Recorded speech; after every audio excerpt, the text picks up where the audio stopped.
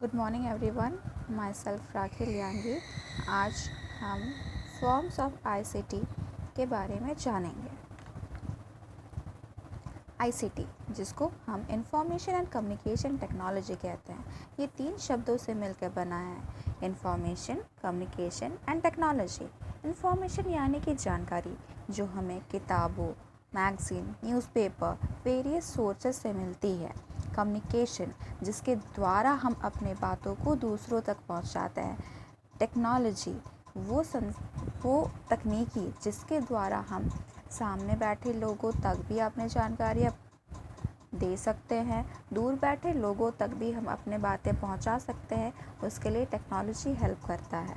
So overall we can say information and communication technology are those type of technologies which help us in creating, communicating, managing and processing information. ICT is for facilitating learning and improving performance. It seeks new and effective ways of organizing the teaching learning process.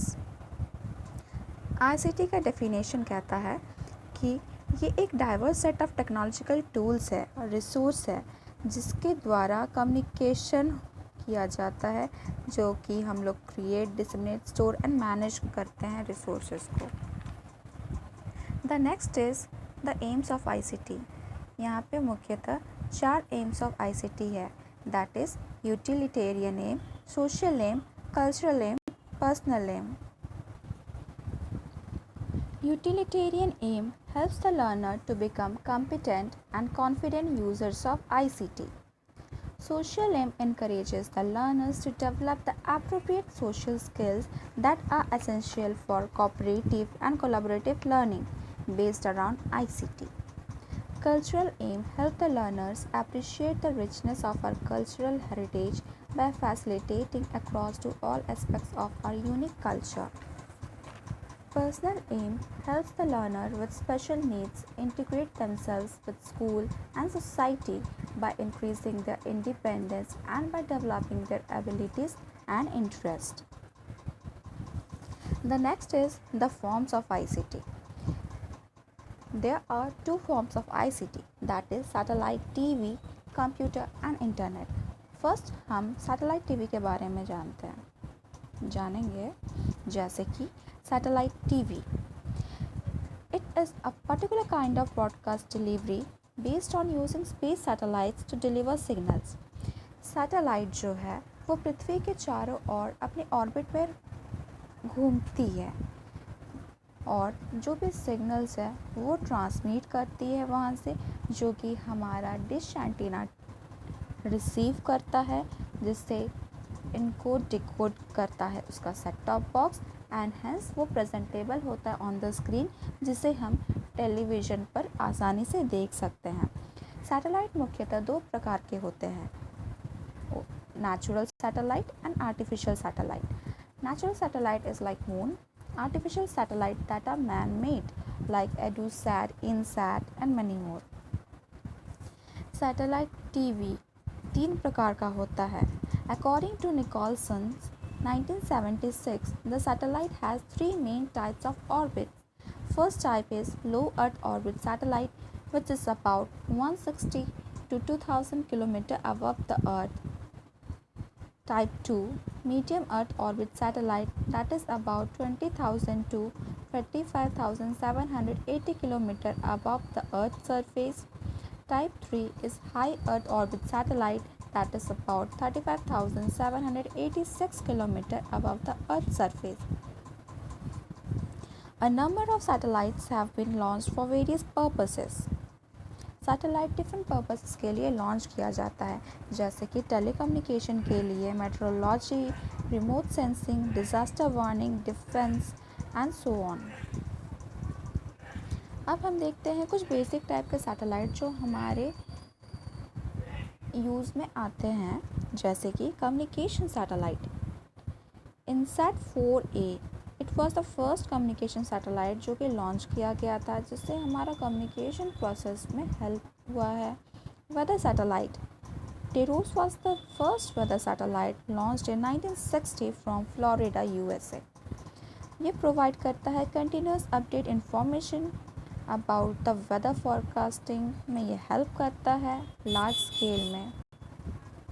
Next is the navigation satellite. Navigation यानी कि GPS के ज़रिए हम हर places को track कर सकते हैं और जो अननोन प्लेसेस है उसकी खोज करने में भी ये हमारी हेल्प करता है।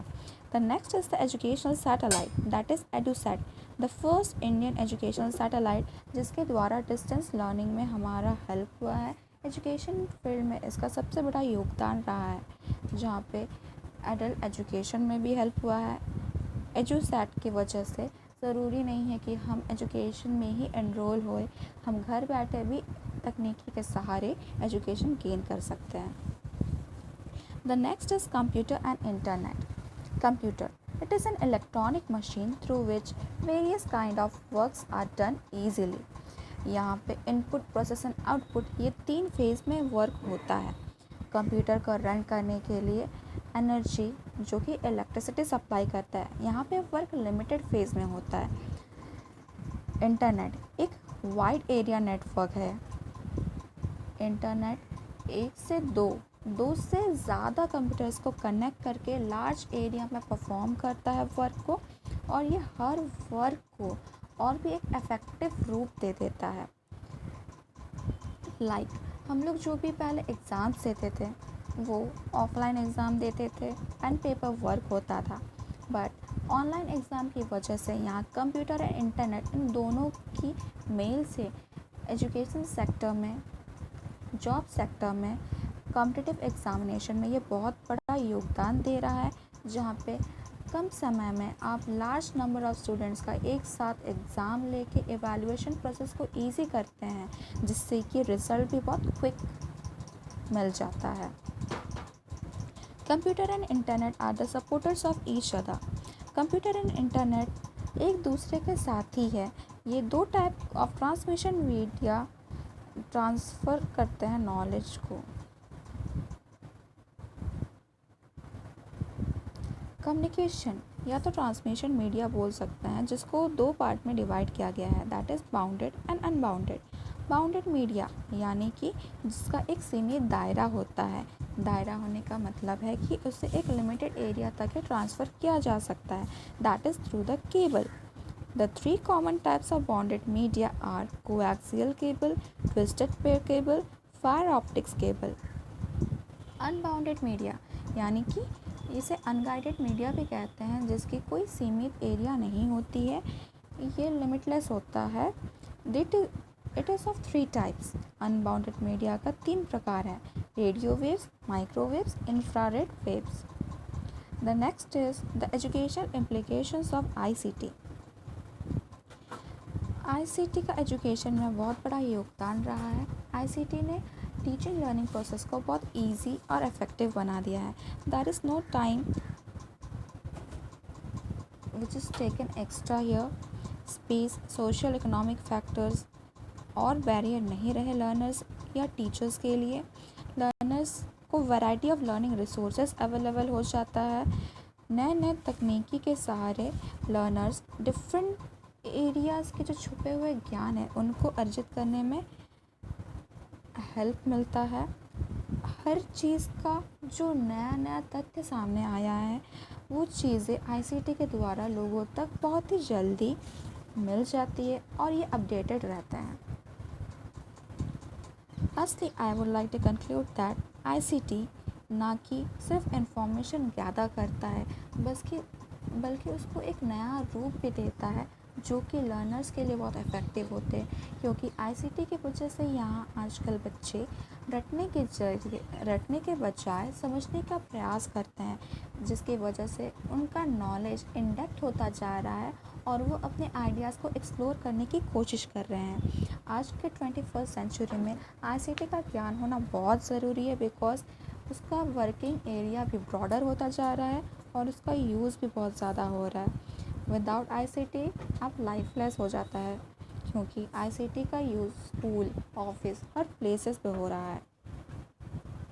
अभी तो जैसा कि पेंडेमिक सिचुएशन है, तो डिफरेंट टेलीविज़न चैनल्स भी आए हुए हैं जिसके ज़रिए बच्चे घर बैठे एजुकेशन प्राप्त कर रहे हैं, लाइक ज्ञान दर्शन एंड मनी मोर। स्कूल में ऑनलाइन टीचिंग हो रहा है जो कि डिफरेंट ऐप्स के ज़रिए किया जा रहा है, लाइक जूम, गूगल मीट। ऐसे ही बहुत सारे और कार्यक्रम ऑर्गेनाइज किए जा रहे हैं जिससे कि एजुकेशन हो या जॉब हो, कहीं पे कोई बाधा ना आए। और आईसीटी को एक्सप्लोर किया जा रहा है कि उसका भरपूर फ़ायदा हर कोई उठा सके। That's all, thank you.